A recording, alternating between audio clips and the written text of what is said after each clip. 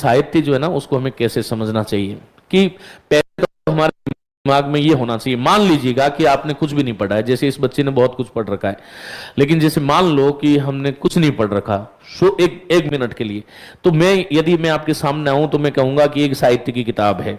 क्या है ये? इसके 4 भाग है। पहला क्या है? यहां पर आदिकाल है, फिर ये मध्यकाल है, ये रीतिकाल है, और ये क्या है? भक्तिकाल है, आधुनिक काल है। क्या है बोलो?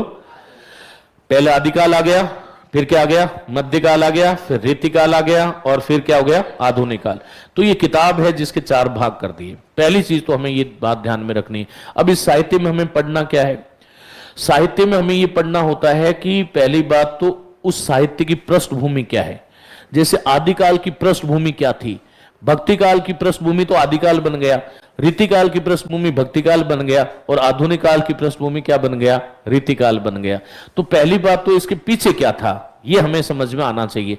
तो कोई भी जब कालखंड पढ़ो ना, सबसे पहले यूं नहीं है आदिकाल की शुरू करो रे भैया आज आदिकाल, नहीं, सबसे पहले पृष्ठभूमि पढ़ो उसकी। क्या पढ़ो? ये पृष्ठभूमि बहुत काम की चीज होती है कि भाई ये आदिकाल आया कैसे था, है ना? आदिकाल आया कैसे था? बेटा ध्यान से सुन बच्चा, तुम्हें पढ़ा रहा हूं। आदिकाल जो है वो आया कैसे था, इसके पीछे के रीजन क्या थे। हमारी पहले भाषा कौन सी थी? संस्कृत थी। क्या थी बोलो? संस्कृत से फिर क्या बनी? पाली। पाली से फिर क्या बनी? प्राकृत। पाली जो है वो सम्राट अशोक के समय भारत की राजभाषा थी, है ना? फिर पाली से प्राकृत। प्राकृत में क्या लिखा गया? जैन साहित्य लिखा गया। क्या लिखा गया? जैन साहित्य। पाली में क्या लिखा गया? अभिधम पिटक, सुत पिटक, विनय पिटक, है ना? ये पिटक बौद्ध साहित्य लिखा गया। फिर उसके बाद में अपभ्रंश आए। क्या आए? तो धारसेन राजा जो है उसके यहां पर गुजरात का जो राजा जयभट्ट था, तो वहां सबसे पहले देवनागरी लिपि के साक्ष्य मिले थे 6ठी शताब्दी में। कब मिले थे बोलो? 6ठी शताब्दी में, जहां पर उन्होंने देवनागरी का मतलब है हिंदी में अपने साइन उन्होंने किए। अर्थात फिर अपभ्रंश का काल चला। क्या चला बोलो? अपभ्रंश। फिर ये अपभ्रंश का जो काल था, इसमें सबसे पहले यहां पर पृष्ठभूमि पढ़ ली हमने, पृष्ठभूमि पढ़ ली। फिर जो है उसके बाद में सबसे पहले हम लोग पढ़ते हैं सिद्ध साहित्य। क्या पढ़ते हैं बोलो? सिद्ध साहित्य। अब ये सिद्ध कितने थे? 84। कितने थे बोलो? 84। सबसे पुराना कौन सा था? सरहप्पा। कौन सा था? सरहप्पा ने कौन सी रचना लिखी थी? दोहा कोश। क्या लिखी थी बोलो? दोहा कोश। सरहप्पा ही हिंदी के पहले सार्वभौमिक रूप से कवि माने जाते हैं। सर्व स्वीकार्य नजर यही है कि हिंदी का पहला कवि कौन है बोलो? सरहप्पा है। ये बात पहले सबसे पहले मानी थी राहुल सांकृत्यायन ने। किसने मानी थी? राहुल सांकृत्यायन ने एक पुस्तक लिखी थी जिसका नाम था हिंदी काव्यधारा। क्या नाम था बोलो? यही तो प्रश्न आते हैं जो मैं बोल रहा हूं, हिंदी काव्यधारा। फिर उन्होंने, बाकी दुनिया ने भी कहा भाई, आचार्य शुक्ल ने तो हिंदी का पहला कवि राजा मुंजिया भोज को माना था। हजारी प्रसाद द्विवेदी ने अब्दुल रहमान को माना था। अब्दुल रहमान कौन थे? संदेश रासक उन्होंने लिखी थी।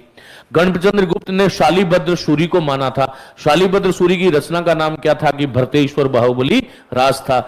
और फिर जो है आपके बच्चन सिंह ने किसको माना था? कि विद्यापति को माना था। विद्यापति ने टोटल कितनी रचनाएं लिखी थी? कि 14 रचनाएं लिखी थी। हिंदी की कितनी थी? कि 3 थी। कौन कौन सी थी? एक तो पदावली, विद्यापति की पदावली। उसी पदावली के कारण वो मैथिल कोकिल कहलाए। क्या कहलाए बोलो?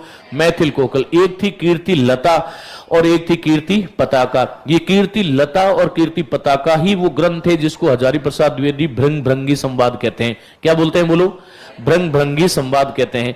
फिर हमें ध्यान रखना होगा कीर्ति लता किसके आश्रय में लिखी गई थी, कीर्ति पताका किसके आश्रय में लिखी गई थी? अवहट भाषा में लिखी गई ये दोनों रचनाएं। और पदावली किस में लिखी गई? मैथिली भाषा में। किस में लिखी गई? मैथिली भाषा में। अब ये अलग अलग लोगों ने कहा कि हिंदी का पहला कवि ये है, पहला ये है, पहला ये है, पहला ये है, लेकिन सार्वभौम दृष्टि से किसको मान लिया गया? सरहप्पा को। सरहप्पा कौन से साहित्य में आते हैं? सिद्ध। अब हमें इस सिद्ध साहित्य की प्रवृत्तियां याद करनी पड़ेगी कि सिद्ध कौन थे? वाम मार्गी भोग साधना थी। क्या थी बोलो? सिद्ध वास्तव में बौद्ध धर्म ही था। क्या था बोलो? बौद्ध धर्म 2 शाखाओं में बंट गया था, हीनयान और महायान। फिर महायान की एक शाखा थी जिसका नाम था वज्रयान। और फिर वज्रयान के तत्व का प्रचार करने के लिए हिंदी में जो वाम मार्गी भोग साधक जो आए उसको हमने क्या कहा? सिद्ध कहा। क्या बोला? ये पहले तो इनकी वाम मार्गी भोग साधना थी।